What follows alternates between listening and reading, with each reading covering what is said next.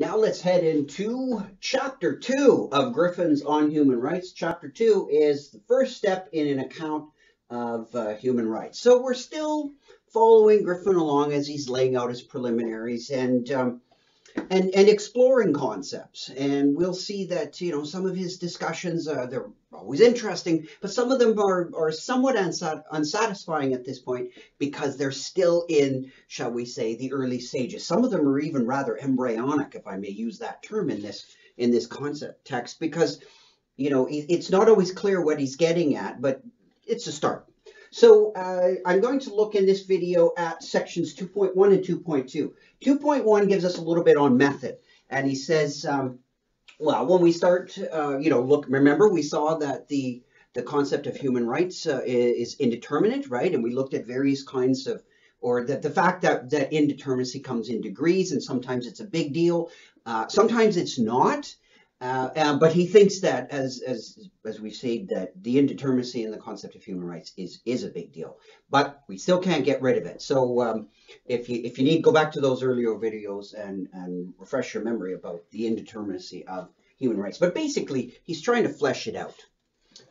So how are you going to do that? How do you flesh a concept out? Now, I mentioned way back in the introduction, in the introductory lectures to this book. Remember, this is our book in question, that there's top-down and bottom-up ways of doing it. So that's what he talks a bit about here, top-down and bottom-up, section 2.1. The top-down is kind of a standard philosopher's approach. It is arguably a kind of deductive one where you lay something out and then deduce, infer ideas or concepts or whatever from something that you lay out at the beginning. So in philosophy, traditionally you have things like you'd start with, if you're going to follow the great Immanuel Kant, you might look at something like a categorical imperative, right? Sort of this general kind of rule that Kant has that tells us how to make moral judgments. It doesn't actually make the moral judgments, but it's a way of making them. And then you could derive all your moral judgments out of this. So it's a top-down because it's beginning with sort of an abstract notion, like an imperative, special kind of imperative. If you don't know what that's all about, you have to go and read Kant. But it is a top-down method. Same thing, he says, can be seen with somebody like Mill, a principle of utility. Again, a principle of some kind, and then you would start with that, and then figure out your human rights by starting with a principle. In this case, a principle of utility. So that's sort of the philosopher's approach. Well, Griffin says the other one is the bottom up, and I'm going to start, he says, in this one with things said by philosophers, politicians, all kinds of lawyers, international lawyers, judges, people working in international law, sociologists, historians, etc., etc. So you would start with all this, and it'd be sort of this big grab bag of things, because people said a lot on well, any topic. People have said tons of stuff. That's what humans do. They say lots of things. And then on the basis of that, you would kind of derive, and, maybe I should put derive in scare quotes there. You're trying to make some inference. You're trying to, pull some things together. And then on that one, you would be sort of looking at this big sort of mass of things that people have said, and then try to get your HR on that in that way. So that's sort of a bottom up, more of an empirical approach. And we've seen Griffin emphasize the empirical aspect of things, not to the complete detriment of the top-down method, because, he's still doing sort of a philosophical approach. And philosophy is often a search for general principles, and science is too. But there's different ways to go about these general principles, of course. But so he does say in the introduction to the book, and I mentioned this in a video, and he alludes to it, at least suggests here, that, this one's coming down from obviously from the top, and this bottom one is moving up. They'll sort of meet around in the middle, but will this one become as abstract as that one? Time will tell. So again, as I said, we're still in the early stages of what Griffin is trying to do. So, but for now, he's looking in this direction, and he says there's two parts once we go in this direction. That is, once we look at a bottom-up approach to human rights. There's two parts to this bottom-up approach. The first is going to be about the criteria, like what's the criteria for existing human rights, and where are you going to get that? Well, tradition, right? You're going to look at the human rights tradition. Now, it's always difficult because if you say something like, I'm going to look at in order to figure out something about a concept that I'm not too sure of, I'm going to look at the history of that concept. You have to have kind of an idea of that concept in order to even say what books are relevant to that concept. Because if you have no idea about a concept, I mean, this is just the standard Meno problem. If you have no idea about a concept and you want to look at the history of it, you wouldn't even know which books are relevant, which sayings and authors are relevant. So nonetheless, he's got a certain idea of what elements of the tradition or the elements of history are going to be in a tradition that pertains to human rights. And we'll see that in the next section here, in the HR tradition. So there's two parts. Criteria, looking at the tradition and what we can get from that.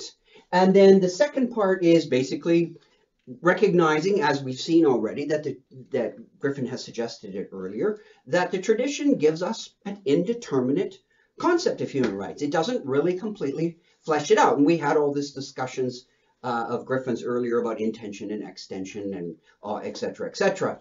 But he says it doesn't give us enough, but it's the place to start because we are looking at it from a bottom-up method, so things said.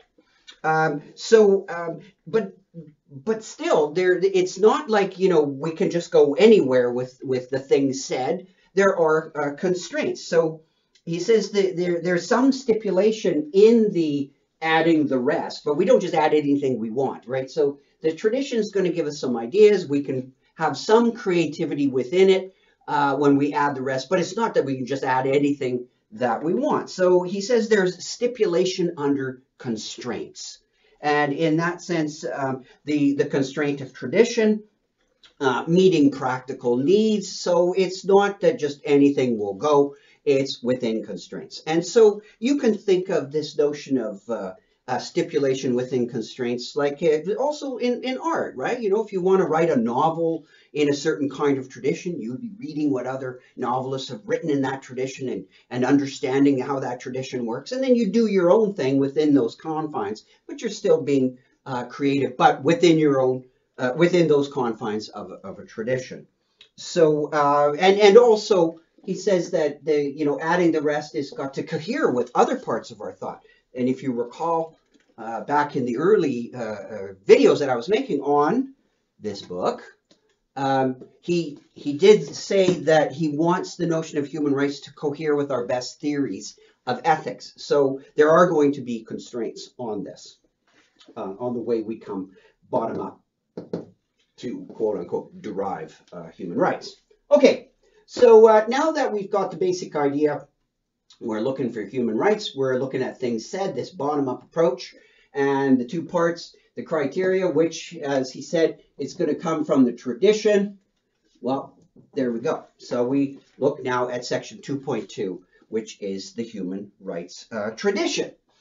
And so in this bit, he's going to talk a little bit about, how this term and how, the medieval notions of jus as this idea of a right started to emerge. And when I say medieval, like the late Middle Ages, so around the 12th and the 13th century, these late Middle Ages, terms were starting to emerge, and term like our human rights term was starting to emerge. So the people were getting the concept. Now, this is Griffin admits he's, telling the story rooted in, contemporary scholarship. But, some people want to argue that the notion of a human right goes back further. And you can kind of claim you can find rough ideas of it in people like Cicero, notions of sort of common humanity and what all people should have and whatnot. Yeah, so that's possible too. But he's not really going to enter into all the debates that you can enter into because, of course, you'd never be able to finish the book. But in Griffin's view, he's starting with around the 12th to 13th centuries. He's got a footnote if you want to dive into way more history. There's all kinds of books on just the history of human rights. So in the late Middle Ages, this term emerges, and it's roughly like the idea of an entitlement a person has to control or claim. So that's sort of the embryonic, the early, the sort of the kind of the first kind of baby steps in the notion of a right was, well, somehow people have kind of entitlements or things that they should get or things that they can make claims on. Yeah, like it's not a gift to me if I have a right to something. It's something that I have a legitimate claim, and I don't have to defend it necessarily. It's just an entitlement, right? And what is it? Well, it could be to control something, my own life, or it's a claim. Maybe it's something that I've got a claim on other people to do, or something, or an object, or whatever. But it will be something to do with controlling and claiming. Now, these ideas of a person having some kind of entitlement and which enables a legitimate claim for control. The ancients and the medievals often spoke of these things that the mind has as powers, right, as abilities, capacities, right? You find that a lot in modern philosophy as well. But think of the mind as having these kinds of powers, and that goes all the way back to Plato. He talked like that all the time, and so did Aristotle.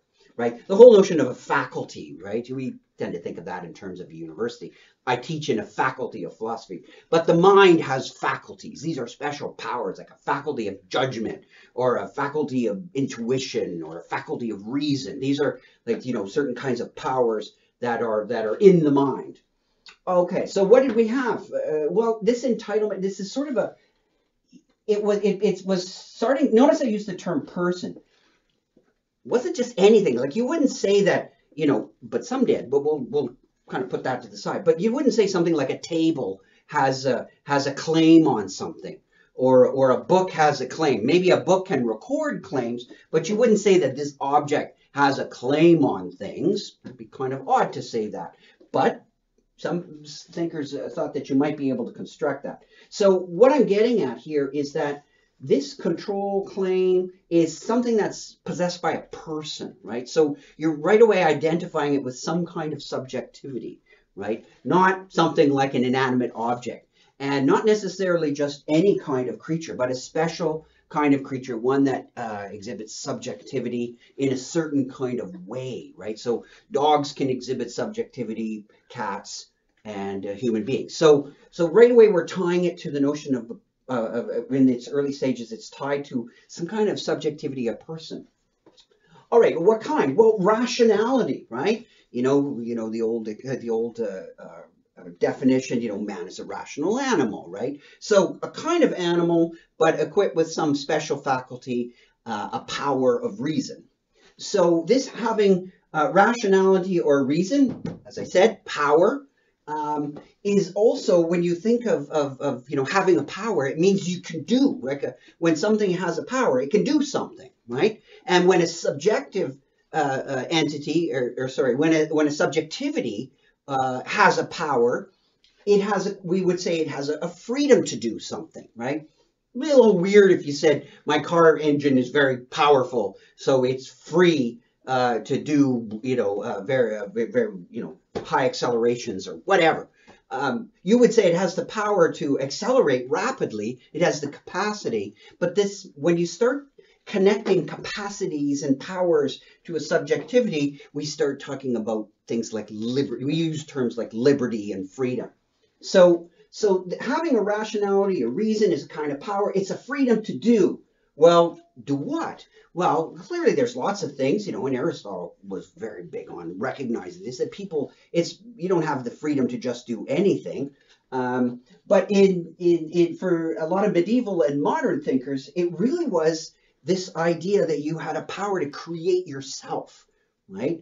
If you look at, some of Descartes, when he tries to talk about in the cogito, for instance, when he's worried about what he is, right? And he says, I'm a thinking thing. And it's a very abstract notion. And so when you try to flesh it out, there's not a lot of flesh on it, right?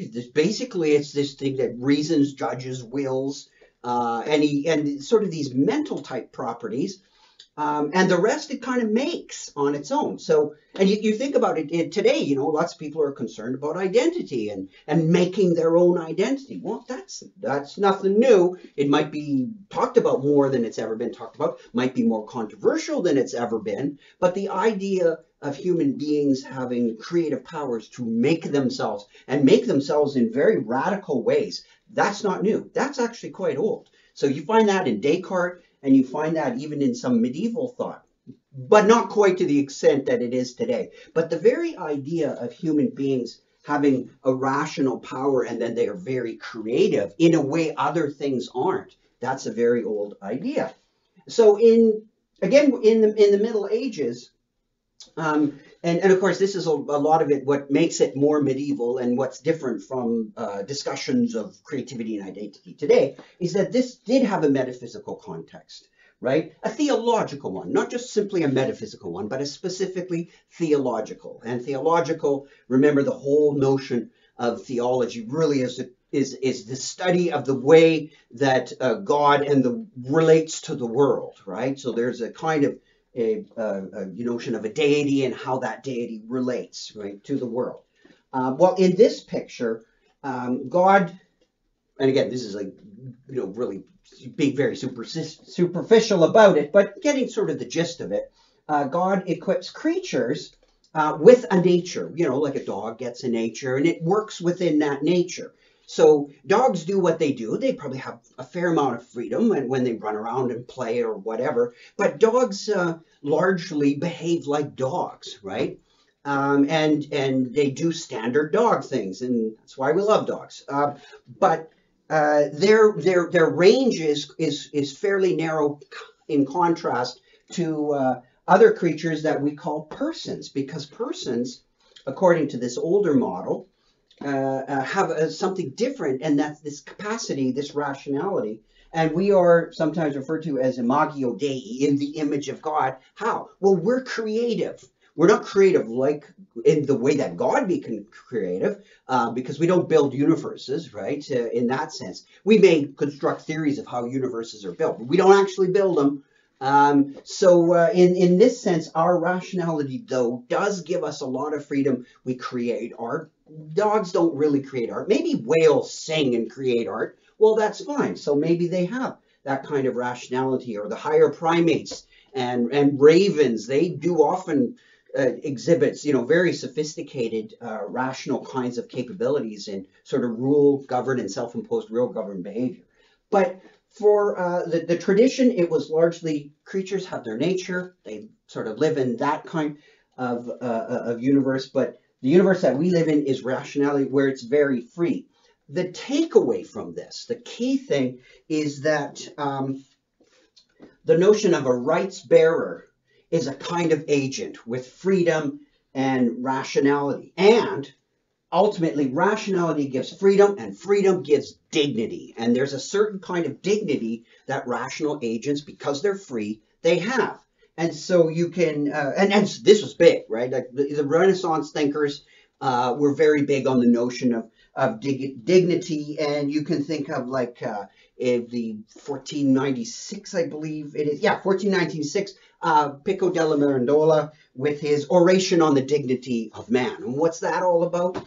Basically, dignity through our freedom. So we make ourselves, we create ourselves.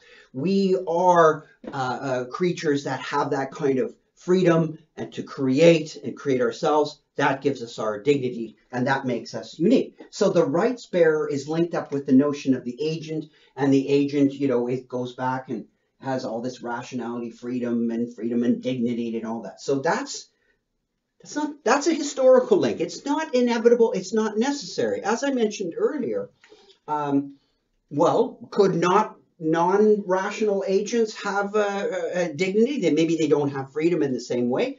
But what about, and we do talk about it today, we talk about animal rights, right? So are animals like a dog? Does a dog have rights? Well, 40, 50 years ago, that might have sounded strange. It doesn't sound strange anymore. So it's not the case that rights bearers are going to be linked to a certain or specific kind of agent, because we often talk about, even today, people will talk about things like a rainforest, right?